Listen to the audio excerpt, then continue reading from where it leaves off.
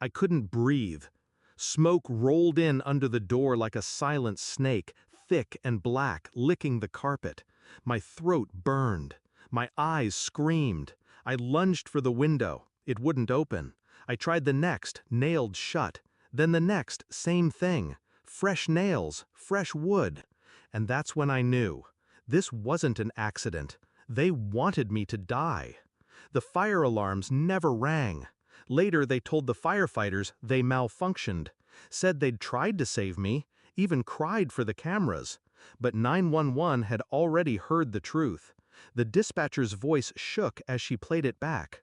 "My windows are nailed shut. They locked the doors. They want me to burn. They want me dead. Please." Then the call went silent. Not because I died, because I stopped begging. 6 months earlier, I married into that family. The house was theirs, the rules were theirs. Jason, my husband, was quiet, cold, calculated. His parents were worse. Smiles that didn't reach the eyes, polite poison. At first, I tried to win them over, cooked their recipes, cleaned their heirlooms, laughed at their cruel jokes. But I wasn't what they wanted. They wanted someone who'd stay silent. I never learned how. The change came slow. Jason started locking rooms, gaslighting me, moving things, blaming me. His mother once whispered, "A good wife doesn't ask questions. She thanks her husband for answers." I stayed quiet. Until I saw the will. He'd changed it. Everything I owned, my savings, transferred jointly, without my signature.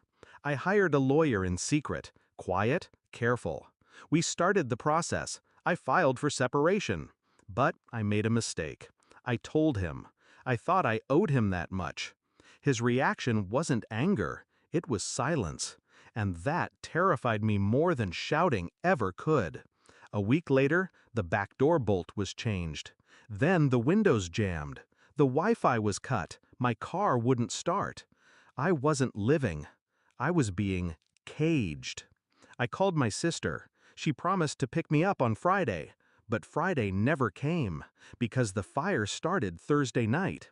I'd cooked dinner, lasagna, garlic bread, left the oven on low. I went to bed early, stomach twisted, heart racing. The door creaked open around midnight. I heard it.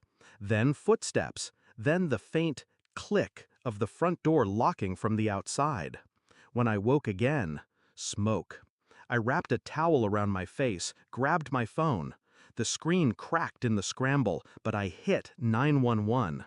I screamed everything, the smoke, the nails, the door, the plan. Then I dropped the phone trying to break the window with a lamp. It cracked the glass but didn't shatter. I thought I was going to die. I blacked out by the closet. When I woke, I was in the ICU. Oxygen mask, burned arms, alive, barely. A firefighter found me, said if I had been 5 minutes later, I'd be ash. They asked questions. Jason said I fell asleep smoking. His mother brought flowers. The cops almost believed them, until they heard the 911 recording, until they saw the fresh hammer marks, until the insurance agent flagged the homeowner policy. Tripled. 3 days before the fire. Jason was arrested, his parents too. Conspiracy to commit murder, arson, fraud.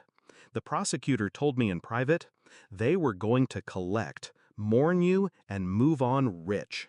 I didn't cry, not once. I sat through the trial with burned hands and blank eyes. Jason looked at me once, not with guilt, with annoyance, like I'd survived just to spite him. He was right.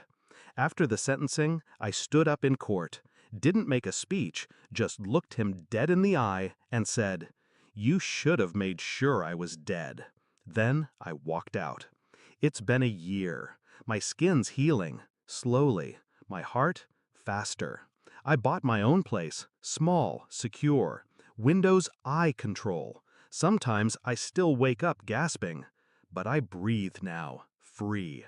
People ask why I don't change my name, why I don't disappear. But I don't hide from ghosts. I survived them.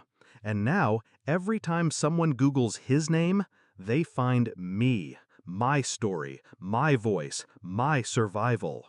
He tried to silence me with smoke. I answered with fire, and I'm still burning.